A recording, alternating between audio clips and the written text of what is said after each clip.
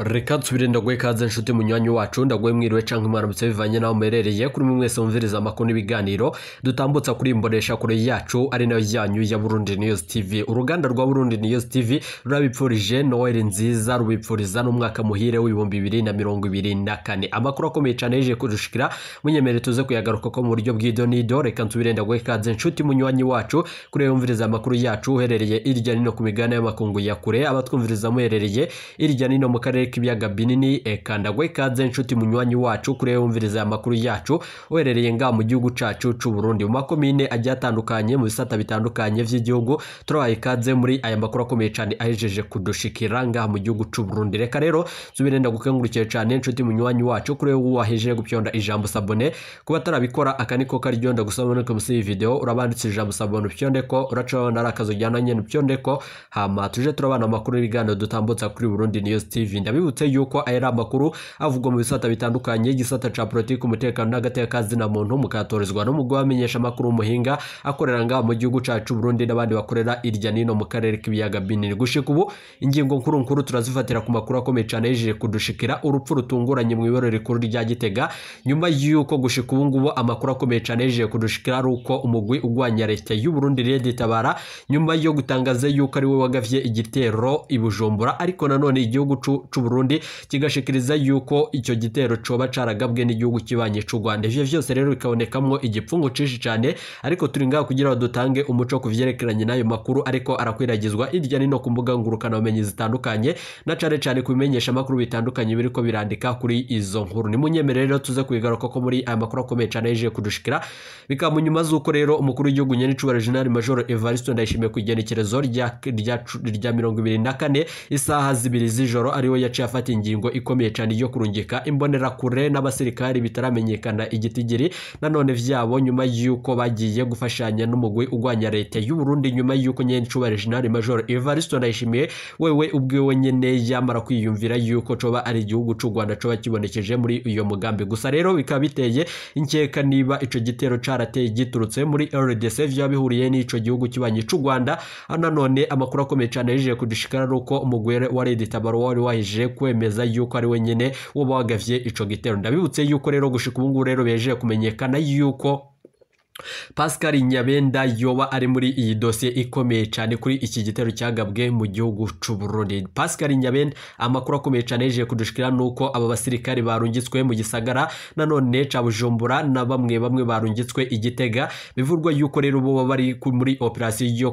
kubohoza waze ari umushikiranganje wa mbere nga mu gihugu c'u Burundi kugira ngo akurwe mu ibohero, nubwo bivugwa yuko atakizera igihari. Ubwo nanone bamwe bari kubaramurondera kugira ngo yicwe, nubwo andi masoko mu biro vy'umukuru w'igihugu yemeza ibintu bikomeye cyane turibuze kugaruka ko bikamunyuma zuko rero ntitwibagire yuko General Arigiriye mu Bunyoni hari amakuru avuga yuko yoba yaritavye umuremyi bivanye nuko gushika ubu ngubu rero vyoba vyarakozwe n'umushikiranganje wa mbere Ndirakobuca bataziranda kugarika uyu mugwi. Rero biravurwa yuko woba ukorana n'abasirikare bahoze ari aba General Arigiriye mu Bunyoni, ari nako kakarwe kari kateguye kugira ngo kazokure ko intwaro y'agatoreye nyene c'ubara General Major Evariste Ndayishimiye. Ndabibutse yuko yaje no gupfungwa yagirizwa bimwe muri ivyo vya bitandukanye. Ndabibutse yuko rero abasirikare bakomakomiye binjiriye iborere rikuru rya Gitega nkuko amasoko yacu avyemeza. Bika rero vyabaye nyuma yuko habaye gutana mu mitwe n'ababa ku micungararo y'iryo bohero, aho nanone bemeza yuko baciye basubiza inyuma na cyane abo bagwanyi bikekwa yuko rero boba ari nanone abahora bakorera General Arigiriye mu Bunyoni mu mugambo ukomeye cyane wo gutegura gutembagaza ubutegetsi bwa nyene cubahiro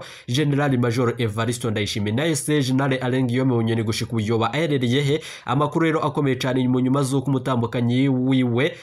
ya Senti Bunyoni ajeje nanone kwemeza nanone amakuru akomeye cyane yo gufashanya n'umutambukanyi wahoze ari umukuru w'igihugu c'u Burundi nanone Pierre Nkurunziza, aho nanone yemeza yuko gushika ubu ngubu amakuru akomeye cyane ari uko bagiye gufashanya mu gukura ko umushikiranganje wa mbere umwicanyi ruhebwa Ndirakobuca bataziranda kugarika. Ivyo bikaba vyabereye mu nama ikadundura ikomeye cyane yabereye mu hotel imwe mu gisagara ca Gitega, uko amasoko yacu avyemeza mu isaha zibiri z'igitondo nkuko ayo masoko abivuga. bivuga. Dosiye rero ya General Arigiriye Bunyoni irajeje gukora ibintu bikomeye cyane bica vyumvikana yuko rero nyene icubahiro General Major Evariste Ndayishimiye yatewe ubwoba bukomeye cyane ko niyo tofata ingingo ikomeye cyane yo gutangaza yuko arekuye wahoze ari umushikiranganje wa mbere kumva zo gutanga akagongwe kubwiwe no kubushaka kwiwe bica vyibonekamwo intambara ikomeye cyane mu gihugu c'u Burundi. Abantu bashika 22 uko leta y'u Burundi yabatangaje nubwo biboneka yuko abapfuye ari 27 barapfuye bahitanywe n'ico gitero. Vyo bihuriye rero na General Arigiriye Bunyoni Red-Tabara yoba izamwo ite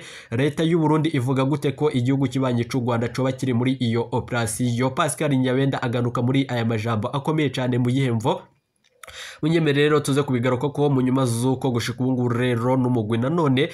wa Red-Tabara wejeje kwemeza ibintu bikomeye cyane. Twagerageje rero kurondera umwe muri abo bagwanyi ariko amakuru yadushikirije nakamaramaza kubiriko biravurwa kuri nyene icubahiro General Major Evariste Ndayishimiye n'uyundi mwicanyi Rwebwa ariko arica abarundi. Igisirikare c'u Burundi kirashobora nanone kuongereza umutekano ku nkengera z'igihugu cose na cyane ko bivugwa yuko umwanya ku mwanya turashobora kumvireza amasase atanguye kumvikana ngaha mu gisagara ibujumbura. Ni mu nyuma zuko rero mwishamba cimeza ry'ikibira habonekejemwo inko ziteye ubwoba zinini ariko nanone bikabikekwa yuko ari wa murwi wa Rarube hamwe rero n'ibindi bisirikare vyiyonkoye na cyane mu makampu atandukanye. Abasirikare bakiyonkora ku makampu atandukanye nga mu gihugu c'u Burundi bivanye n'ingingo ikomeye cyane yafatwa n'umukuru w'igihugu nyene icubahiro General Major Evariste Ndayishimiye. Abo basirikare rero bakaba bariko barafashanywa n'umugwi wa Rarube n'umugwi nanone wa Red-Tabara n'abandi basirikare batandukanye baturuka irya nino ibihugu bitanga intererano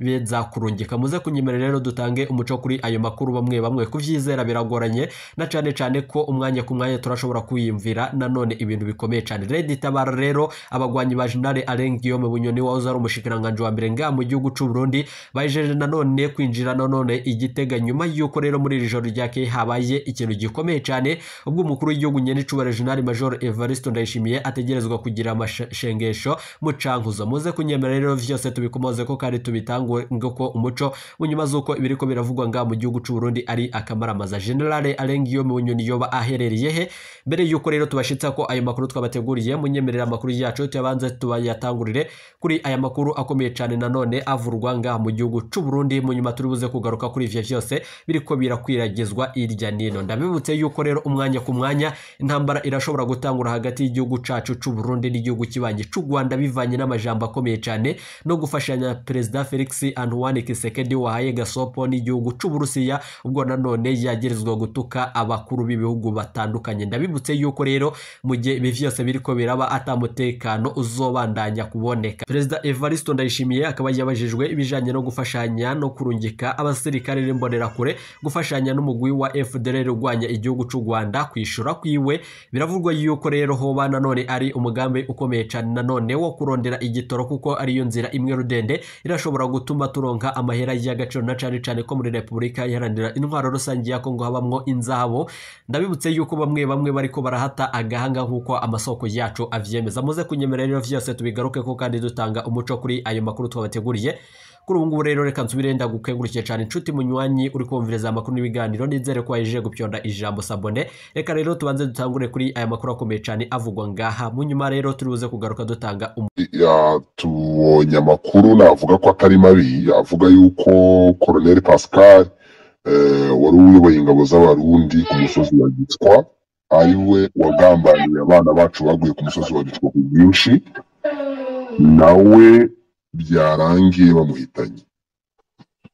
uwicisha inkota zicishwa nayo. hariho n'andi okay wowe birangiza okay uwo ngo imana mwakire cyangwa satani mwakire uwo yakoresha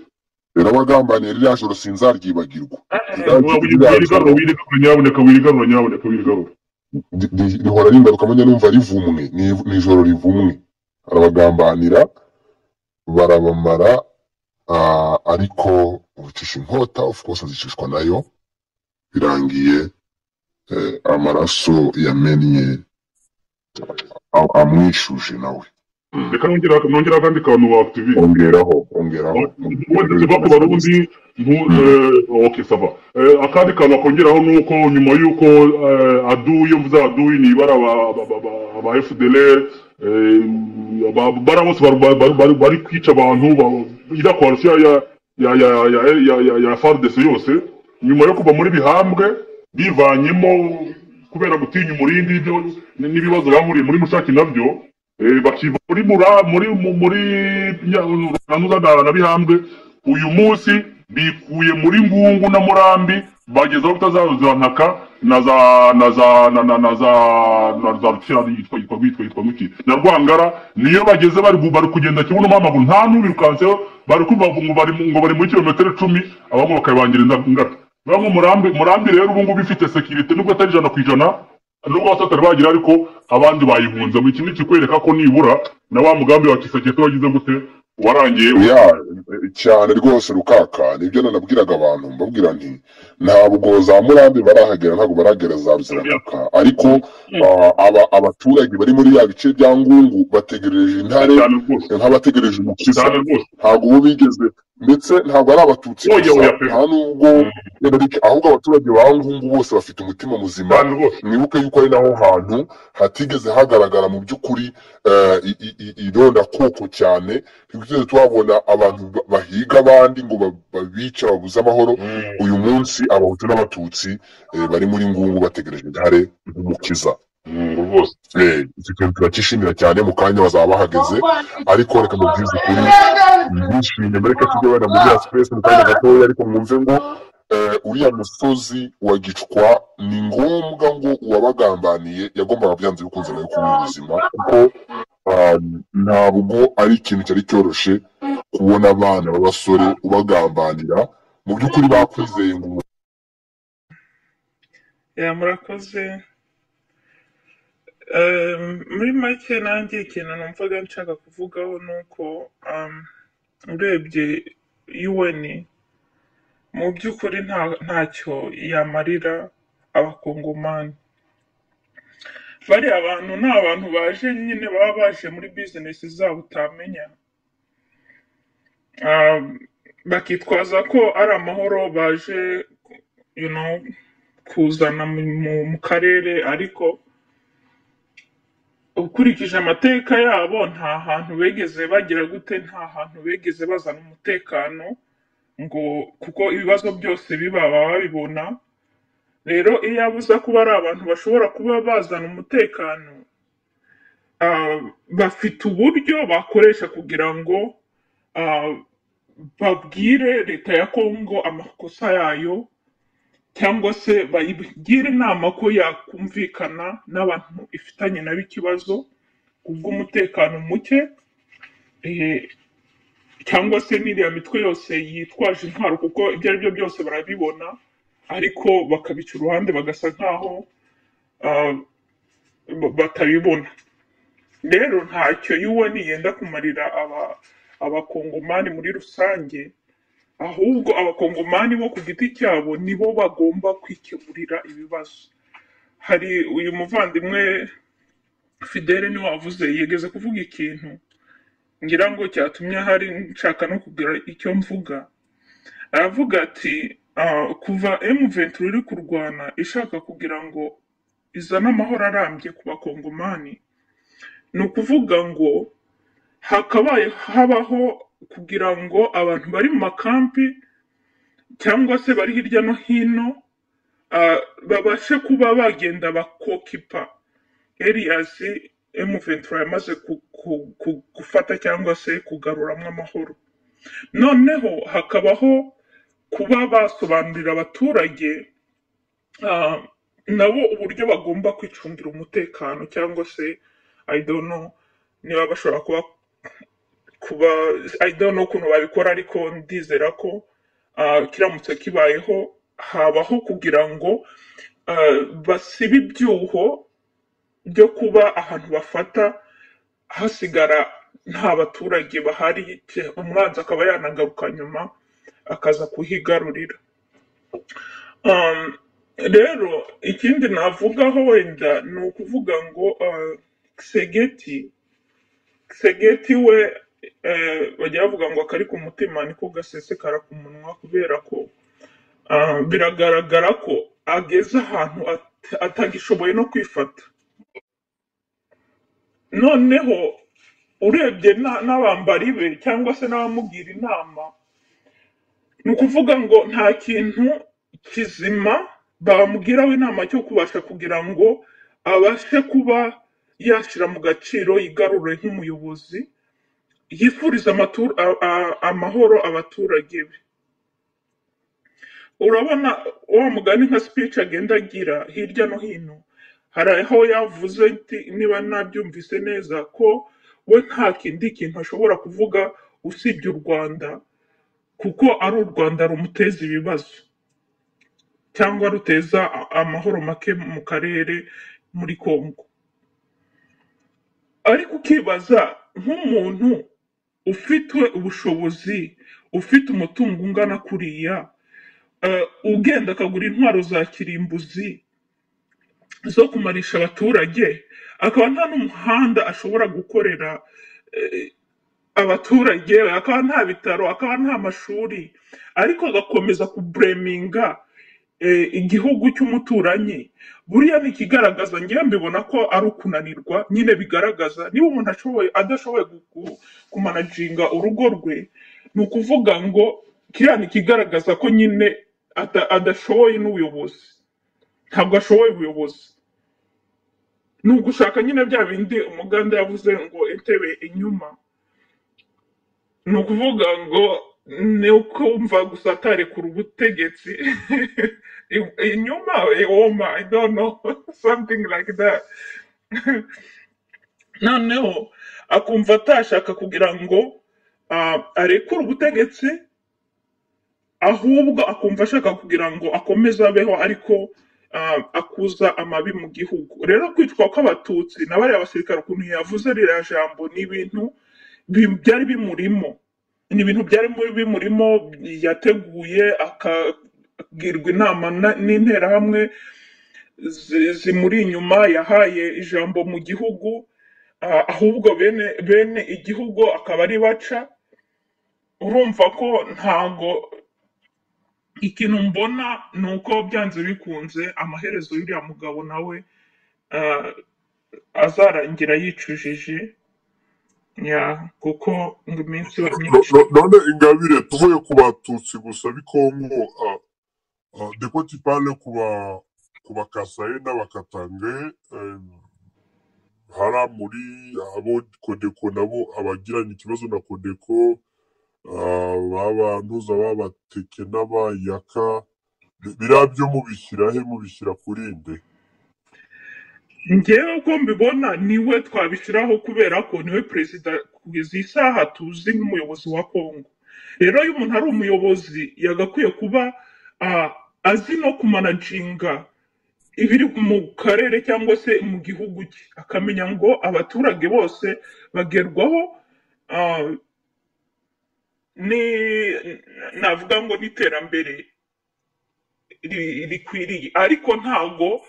ubu ngubu urabona niba aribwo atangiye kujya agenda akajya ahantu areba avuga ngo akitwaza ngo ibikorwa ngo yarazi ko byakozwe, ariko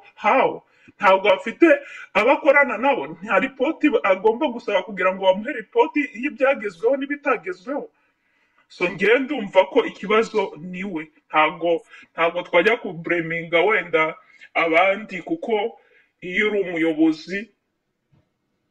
uba ugomba kumenya ngo n'abo uyoboye bameze bate cyangwa se bagerwaho n'iryo terambere muri make. Rero ndumva ari we ikibazo. Ikindi nanone ni uko navuga nk'abantu usanga hari aho negeze kubona nk'umuvandimwe, nako si n'umuvandimwe, ubu ngubu yamaze no kutwihakana, Muhizi